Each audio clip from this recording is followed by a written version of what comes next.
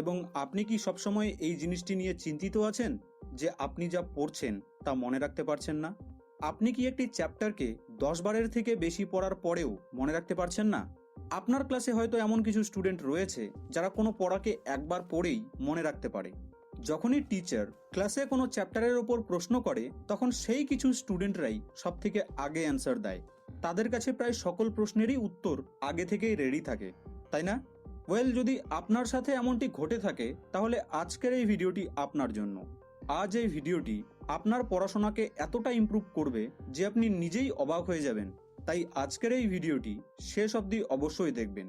তো প্রশ্ন হলো এই যে এমন কি ব্যাপার রয়েছে যার দ্বারা কোনো স্টুডেন্ট কোনো পড়াকে 10 বার পড়েও মনে রাখতে পারছে না, এবং অপরদিকে একই পড়াকে কোনো স্টুডেন্ট একবার পড়েই কিভাবে মনে রাখতে পারছে?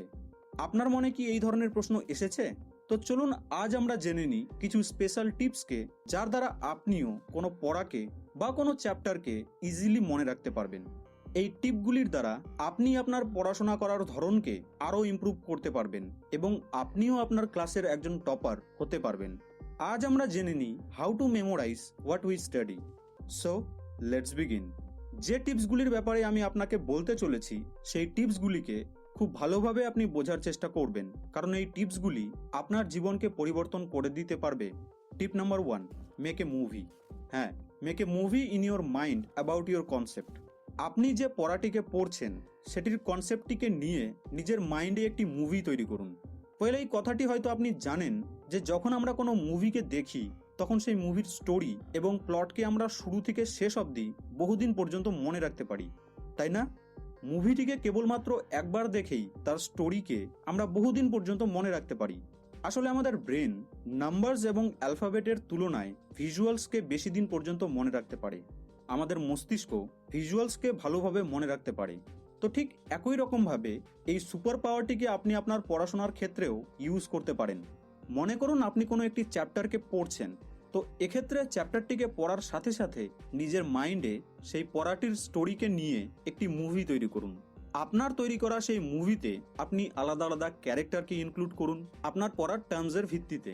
ফর এক্সাম্পল, আপনি বেঙ্গলি, ইংলিশ, হিস্ট্রি অথবা জিওগ্রাফির কোনো চ্যাপ্টার বা নোটকে পড়ছেন, তো এক্ষেত্রে আপনি সেই পড়াটিকে রিড করার সাথে সাথে মাইন্ডে একটি মুভিও তৈরি করে নিন।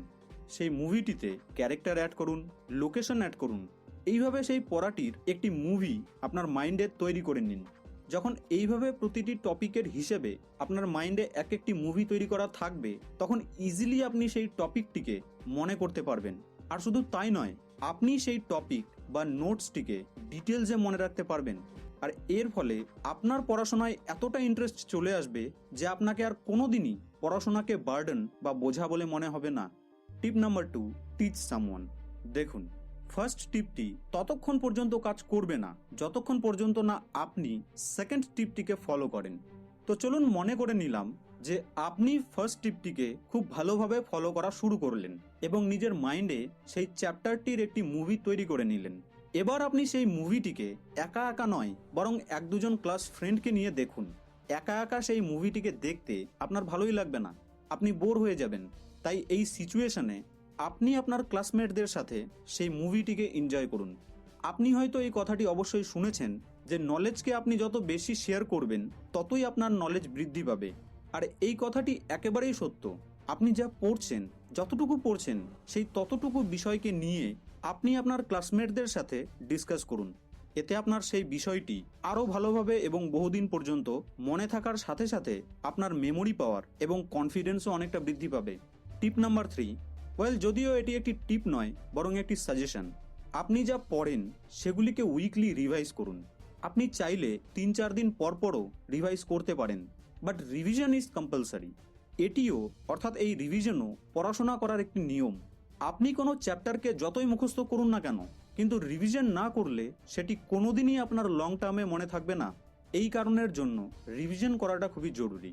এই 3টি বেসিক টিপকে ফলো করলে আমি 100% শিওর যে আপনিও নিজেকে ক্লাসের টপারদের স্থানে নিয়ে যেতে পারবেন। এই 3টি টিপকে ফলো করে আপনি আপনার পড়াশোনাকে বহুগুণ ইমপ্রুভ করতে পারবেন। আর শুধু তাই নয়, বরং আপনি সেই পড়াগুলিকে বহুদিন পর্যন্ত মনেও রাখতে পারবেন। এই ভিডিওটির মাধ্যমে সামান্য পরিমাণে হলেও যদি আপনি আপনার পড়াশোনাকে ইমপ্রুভ করতে পারেন, তাহলে বুঝবো যে এই ভিডিওটি বানানো আমার সার্থক হয়েছে। আর যদি সত্যি এই ভিডিওটি আপনার হেল্পফুল বলে মনে হয়ে থাকে, তাহলে লাইক এবং শেয়ার অবশ্যই করবেন, যাতে এই হেল্পফুল ভিডিওটি আপনার প্রিয়